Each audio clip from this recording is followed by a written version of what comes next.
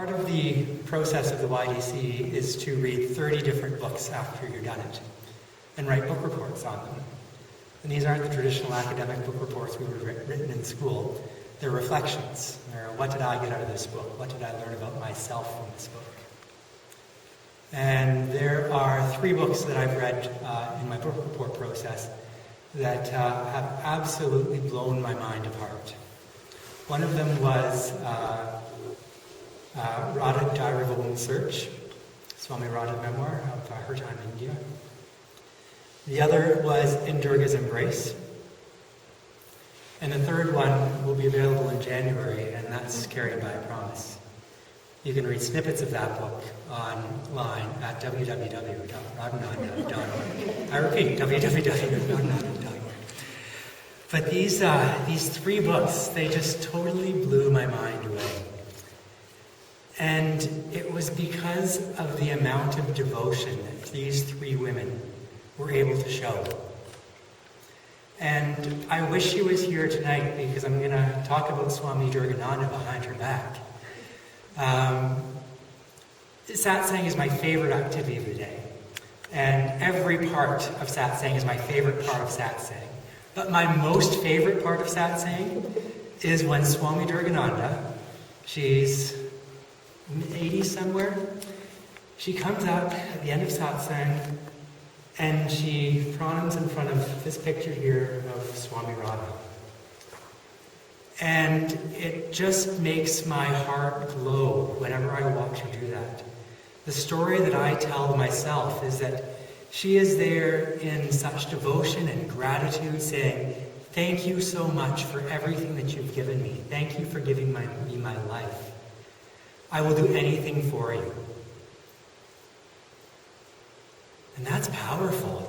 Every night I watch her do that. Like, wow, do I have the ability to do that?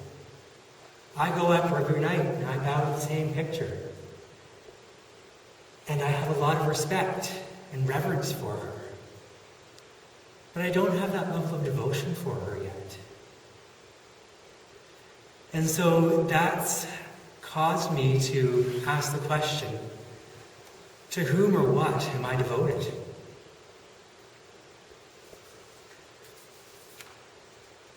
I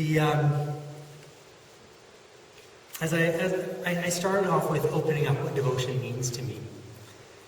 And I looked at where devotion has been in my life and where devotion has been in the lives of people that I've known. And, you know, in today's modern world, a lot of people are devoted to their career. They're devoted to money. They're devoted to a person. They're devoted to their ideas. They're devoted to sex, to rock stars, to movies. And I began to explore about addiction.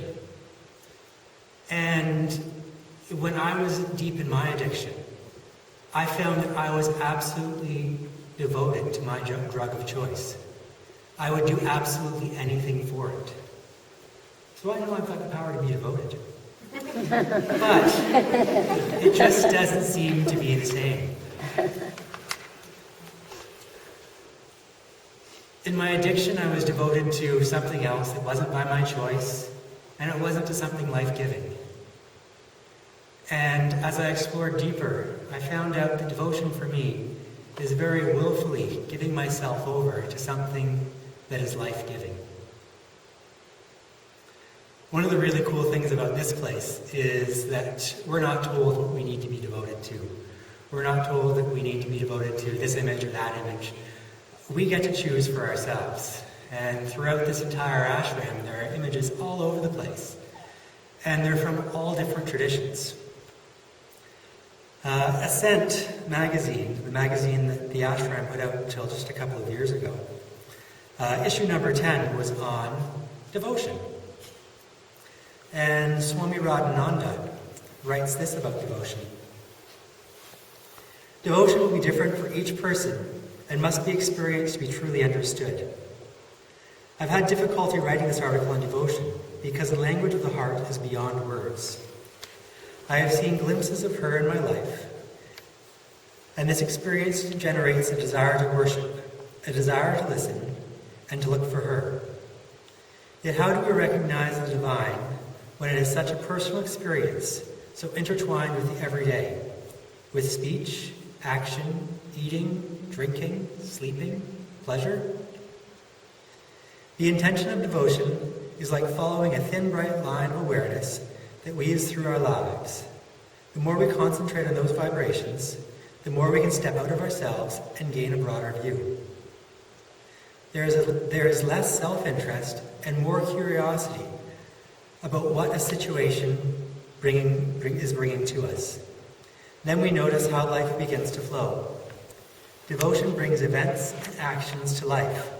Otherwise, work, practices, and life have a mechanicalness and dullness.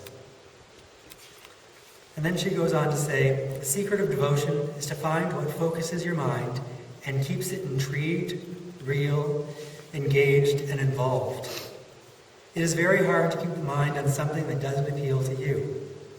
For some people, the divine is real as their best friend, and they can imagine a very distinct image. For others, she is the breath, and for some, she is as subtle as the light. That is why within spiritual teachings, we have so many options and methods for connecting with the divine. So that told me a little bit about what devotion was, but I needed to explore for myself what was I devoted to. And so last weekend I put myself in the petri dish of my body, and I conducted a little experiment. I worked through Swami Lalitananda's book, The Inner Life of Asanas, the section on devotion, and I figured out what I could learn about myself. And so over the course of 2 days, I would hold 5 different poses whenever I had the chance. They were cow face, mountain, tree, little bridge, and peacock feather. And here are some of the things that Swami Lalitananda has to say about devotion, and some of the things that started off my little experiment. Many great saints, both Eastern and Westerns, have attained liberation through their devotion and love for the divine. In the yoga tradition, bhakti is the path of devotion. I think of it as the path of the heart, juicy and full of the ripeness of love, rather than dry and debatable like the philosophies that exercise the intellect. Through devotional practices, we can direct our passion to the divine and transform the fires of emotion into finer feelings of intense love and gratitude. Hidden language Hatha Yoga gives us the opportunity to practice reverence for all life. We can move out of our self-centered human perspective and open up to other perceptions, asking, what can I learn from the tree, or the mountain, or from the birds, or the fish, or the insects, the mammals, the plants with whom I share this earth in an intricate interdependence. In this willingness to acknowledge our brother and sister creations, we can give access to their hidden knowledge and open up to understanding, appreciating that unity. So I'll tell you a few of the things that I came up with through watching myself over the weekend. I found out that for me that devotion is about just being and cooperating with my evolution. It's about understanding that everything animate and inanimate is linked. And the tree was a really big one for me. It was about pulling my roots out of the earth and putting them into myself. And by putting them in myself, I put them into the divine. It was about letting knowledge and wisdom arise from within and on their own time, and accepting myself exactly where I am. So I'm one of those unfortunate people that doesn't really connect with any of the gods or the goddesses, and I don't have this real tangible image of the divine. My image of the divine is Divine Gaudi, and that's the divinity that's in me. And as we were reciting the mantra this evening, I did my favorite thing while I'm reciting the mantra up front here, and I opened my eyes and I looked at all of you. And I saw in each one of you the same divinity that's in myself. And so I'm devoted to myself. It seems really selfish to me sometimes. And I really had a hard time thinking about talking about this tonight and sharing this little piece that I'm so centered to devoting myself to me. And I was doing a little bit of writing on the course description for meditation, healing, and light. And I found this little nugget of wisdom from Swami Radha. Yoga is very fortunately a process of clarification, and the human tendency of self-centeredness, properly applied, can produce marvelous results and lead on the path of continuous blessings. So I felt a little bit better about being devoted to myself after reading that. And I felt okay with sharing it to you. And then in my own hatha practice that I did just before lunch today, what popped up for me is about that proper application and the fine line between self-importance and self-gratification, or hedonism and devotion to the divine within me. And since it's her ashram, I'm going to leave you with the last words from Swami Radhananda. The ways to keep your focus on the divine. A few little bullet points here. Silently repeating a mantra or a prayer. Keeping your image of the divine close. Watching your breath in intense moments. Looking for the light in another person. Remembering the surprises and the connections in the day. Remembering the positive and the victories of change. Chanting, offering your emotions back to the divine.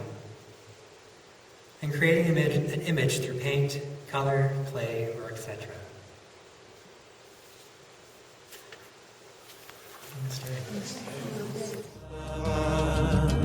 Namaste.